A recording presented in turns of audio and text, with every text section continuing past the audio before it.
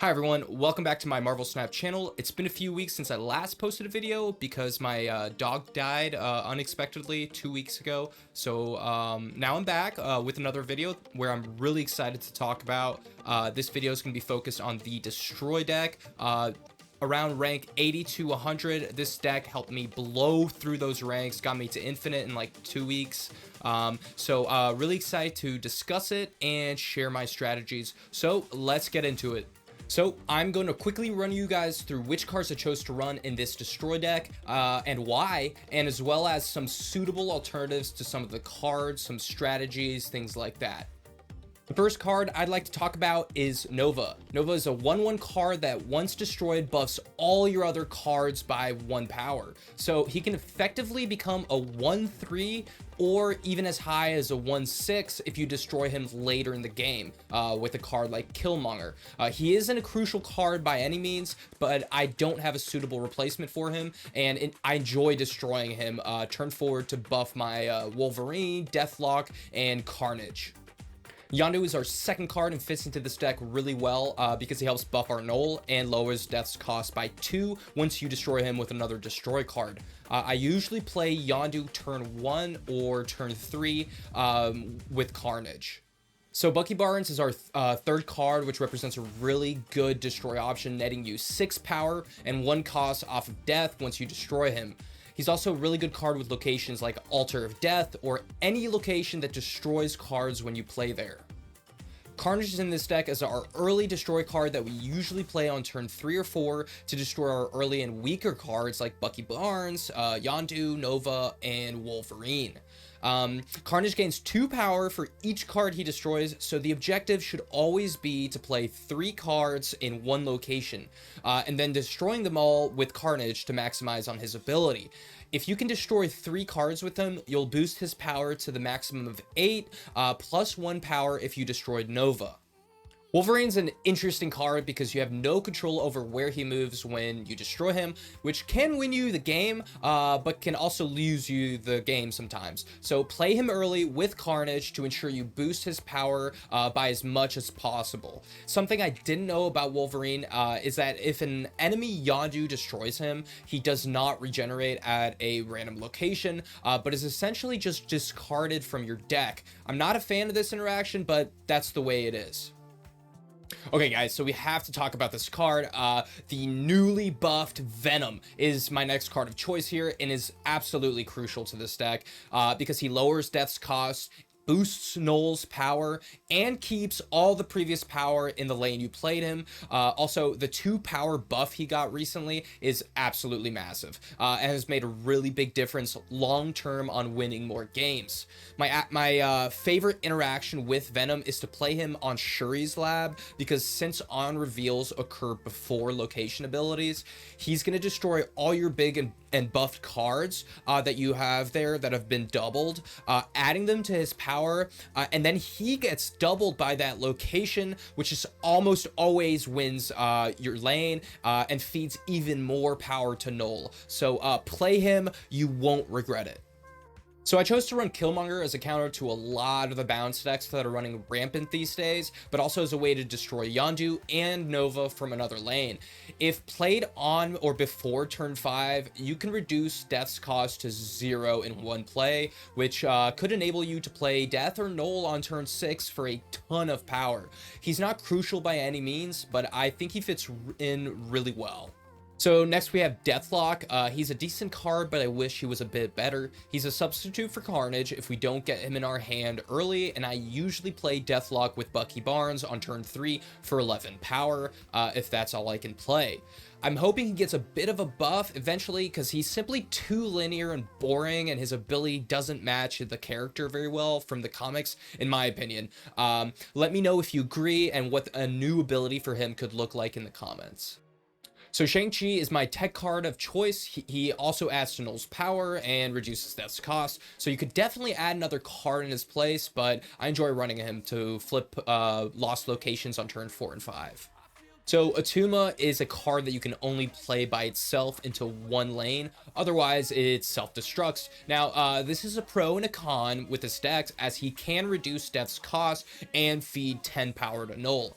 But that also means you could easily lose out on a lane. So I enjoy adding him into this deck because it's very common to be countered by an enemy armor or to have Wakanda, the armored location, show up. So it's better to have Atuma, in my opinion, just because it works out long term. Either way, Atuma helps us stay in the game by playing him in the armored locations so he can't be destroyed. By us playing more cards on top of him, you can also play Atuma on turn 4 and then Venom turn 5 with Bucky Barnes, or another 2 costs such as Wolverine to feed into a massive Venom. So next we have a crucial card that you have to run in this deck because it is our win condition. Null is a turn 6 powerhouse that usually always wins the location it's played on. It has the combined power of all cards destroyed during that game and helps us speed out any Galactus players as long as we are winning the Galactus lane on turn 6. There is no suitable replacement for Null, I'm sorry to say, so if you don't have Null, it's time to look at another deck. It won't be as nearly as competitive if you don't have Null.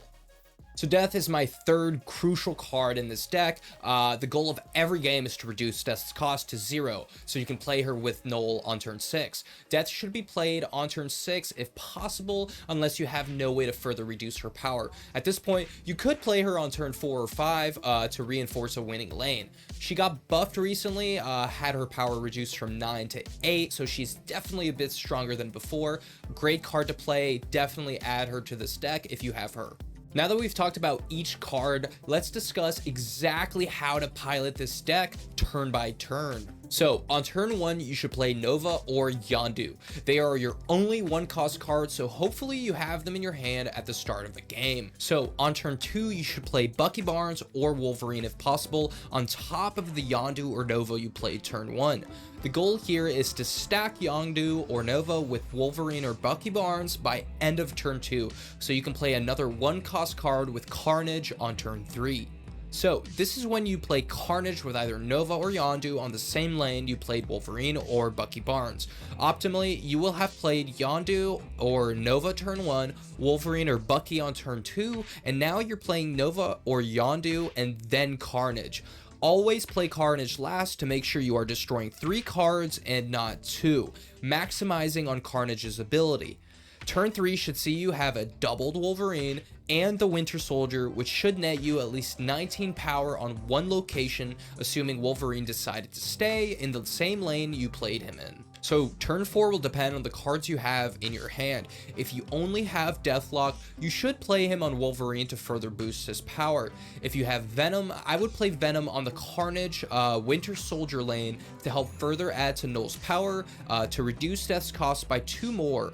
Either way, you need to add power to Null and reduce Death's cost for a big turn 6 power play. Turn 5 should focus on countering your opponent with Shang-Chi or Killmonger, but you can also play Venom here if you weren't able to play him before.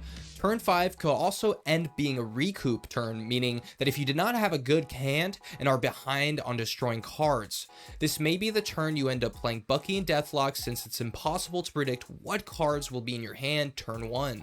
Turn 6 is your power play turn, where you should aim to play Null and Death in locations that are beneficial for you. Null can be played by itself in one location, and Death can be played in a location where you are winning to make sure your opponent can't catch up by playing one big card on turn 6. I usually play Death on top of my Venom lane to add power there, and then play Null by itself in another lane to flip into my favor. Ultimately, where and when you play your cards will depend on the many variables outside of your control, and this serves only as the optimal path of play in my opinion. There will be some games that you would be better off retreating, and there will be other games where you have a terrible early hand, which will require some intuitive thinking in order to catch up on tempo.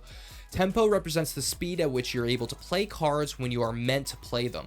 For example, you should play Yondu and Bucky Barnes by turn 3 to maximize on your tempo, but if you can only play them on turn 4 or 5, your tempo has been slowed down and you are now behind on your game plan. Tempo is important to every deck, and you should keep this in mind during every game. Let's talk strategy briefly because it's pretty straightforward. This deck's aim is to destroy a lot of cards to buff the null and reduce death's cost. Optimally, you should be playing Carnage on turn 3 and then Venom on turns 4 or 5 to further buff a location.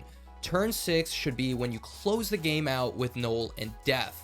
I also wanted to touch on any bad matchups that you might find yourself playing against. This deck does impressively well against a lot of other decks and is able to push out a lot of power but still has those bad matchups. Simply put, you will struggle against decks that have counter cards such as Enchantress, Shang-Chi, and Armor. Control decks will also be a pain in the butt because they will attempt to lock you out of locations using Storm, Professor X, Spider-Man, and many other cards. Always try to determine what sort of deck your opponent is using and find ways to overcome them. This is, after all, a strategy game and will require you to use some processing power upstairs. Okay, we're nearing the end of the video, but I also wanted to share my thoughts on when you should snap. This deck is very good at overpowering a location early by using cards like Carnage and Bucky Barnes to add tons of power early. If you have really beneficial locations like Shuri's Lab that will double the power of your cards, then you should consider snapping. If you have a good understanding of what your opponent is playing and can visualize a winning strategy, then you should also consider snapping. This deck, like all other decks, has its win condition cards, which are Null, Death, and Venom. If you get these cards in your hand mid-game, then you can be more or less sure that you're on tempo and will be able to play them at the right time. If you were able to set up a good start by playing your early cards such as Yondu, Nova, Wolverine, Winter Soldier, and Carnage, then you should also consider snapping here. I personally would never snap before turn 4 because you never know what your cards your opponent may have, and it's important to gain an understanding of what your opponent can play to counter you. I hope this sheds some light on when you should snap and encourages you to play this deck more competitively. That's it for today's video. I hope you were able to learn a thing or two about this deck, and I was super excited to share my thoughts on it. My goal with this video was to precisely share information on how to best pilot the deck, so let me know how I did in the comments. Furthermore, if you enjoyed today's video, be sure to like and subscribe for more content, as this helps me reach more and more people. Thank you so much for watching, and I'll see you in the next one.